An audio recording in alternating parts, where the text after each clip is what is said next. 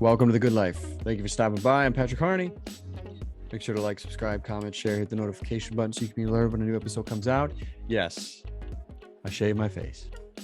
I know, it's not pretty. I also cut my hair, like super short. So we're filming.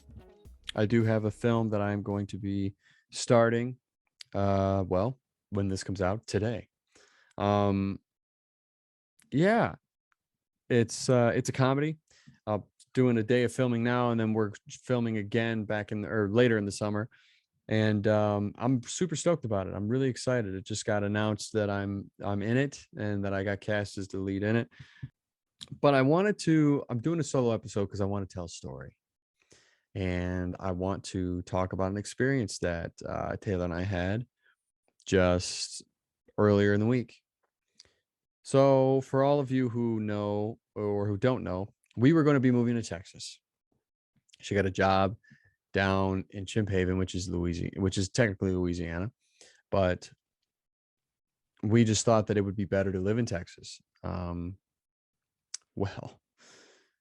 We went down there because we wanted to look at places to potentially live, and we also wanted to check out her work. Also, get an idea of how it would be. And we thought we were going to live in Longview. So we get there, right? We fly in Monday, early afternoon. We got there like around noon, I think it was their time, because that's Central Time, technically. So it's about a 2 hour, we flew to Dallas, and it was about a little over a 2 hour drive to get to the hotel. Well, we wanted to look at, go drive around, look at some of the places that we were thinking about maybe moving to. And everything that we had looked at online seemed nice, right? Well, wrong. It was just one of those things where we had a bad feeling about it. It just didn't feel good. It didn't feel right. Because you know how sometimes you have those feelings where it feels like home or not. This did not. So we're driving around, we're looking at all these places. None of them wasn't good at all. And we decided to sleep on it, try and do some more digging. And we went to Chimp Haven on Tuesday morning to meet with her supervisor and check out the place. Awesome place, by the way. Chimp Haven is so cool. But he was telling us, he asked us, have you had any luck finding any place to live? Because we were going to be moving the second week of May. And we said, no, we're really struggling, and he said, well, have you looked at Shreveport? Everything that we had looked up online said that Shreveport had bad crime and all this stuff. Well, he had said, yes, but it's, there's areas, he lives in Shreveport and he's got a family and kids. And he said, and that's a good area where I live. And so we're like, okay, well, great. So we went and looked at some more apartments in Shreveport in what we thought were nicer areas. One of them was this apartment complex that was suggested, and I won't say what the apartment complex is. No, I'll say it. I don't care. Rain Tree Apartments in Shreveport. We went and looked, and it was a nice area. It seemed like it was a pretty decent area. There was a lot of business. It was a lot of hustle and bustle. It seemed good. It was going to be a good commute, or it was going to cut down on the commute time for her, for myself, and so we took a tour of an apartment, and the apartment was going to become available pretty shortly at the end of this month. Actually, it was like the 30th of this month. 2-bedroom. Well, there were some cons to it. The ceiling, I felt like I was skimming my head.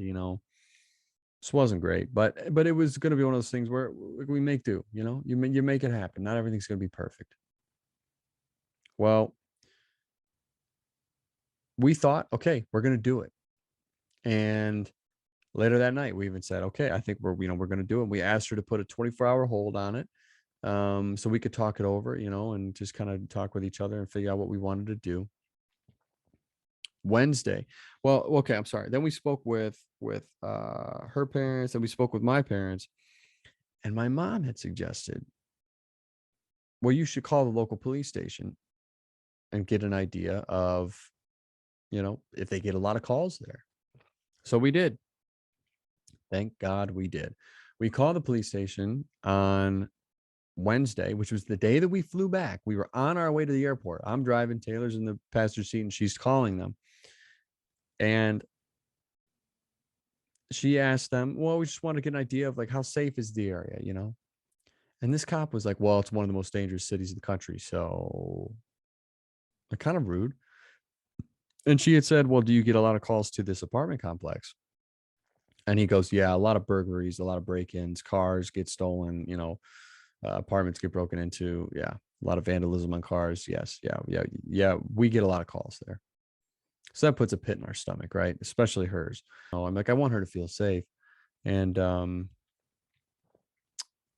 yeah. So then we are sitting there. I'm driving and she's trying to figure out like, what are we going to do? Well, when we took a tour of the Raintree Apartments, there was a brochure in their leasing office that I had found. It was free and it was just full of different apartment complexes.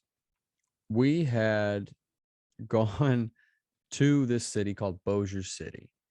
We found this one apartment complex that we wanted to check out, and like, okay, well, it might be nice, right? I won't say what it is, but um, well, Taylor goes, well, let me call the police station first, and let me talk with them and see what it's like. She calls him. He couldn't have been a nicer guy, and had said, oh my gosh, you're not going to have any problems in this area. It's one of the safest cities in the country, which is funny because it's right next to one of the most dangerous cities, but there's a river that separates them. And he said, yeah, no, you'll have a great time, and it'll be really good for you. So yeah, he even gave us his personal number if we ever had any questions or if we had any concerns or anything like that. He said, just feel free to reach out personally. It's fine. We looked at these apartments again on the drive to the airport, and she found that they had one unit available. We were looking for a 2-bedroom because we wanted an office. Well, this was a 1-bedroom with a study. So basically a 1-bedroom with an office. And they had one available that was becoming available at the end of May. And yeah, so she filled out an application on the drive. When we got to the airport, I filled out an application. And by the time we got off the flight, it got approved.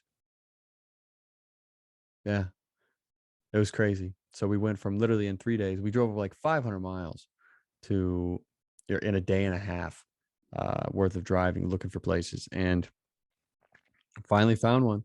And when we thought we were going to move to Texas, we're actually moving to Louisiana. And yeah, it's going to be quite the trip. But that like, oh man, the amount of stress that trip caused. But so glad we did it. And because we could have gotten ourselves stuck in something that we didn't want to be stuck in. So um yeah, this place that we're going to be going to now is great, and it's wonderful, and it's exactly what we need. So um yeah, I guess so. Again, the moral of that story is you may have a plan, but God's got a different one. And he'll take you on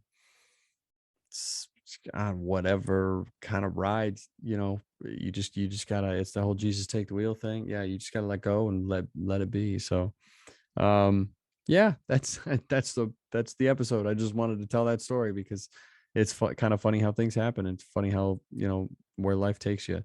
So yeah, I thank you. And again, if you're watching this right now on the day that it launched, I'm on set filming. And yeah, there'll be more details about that film later on. But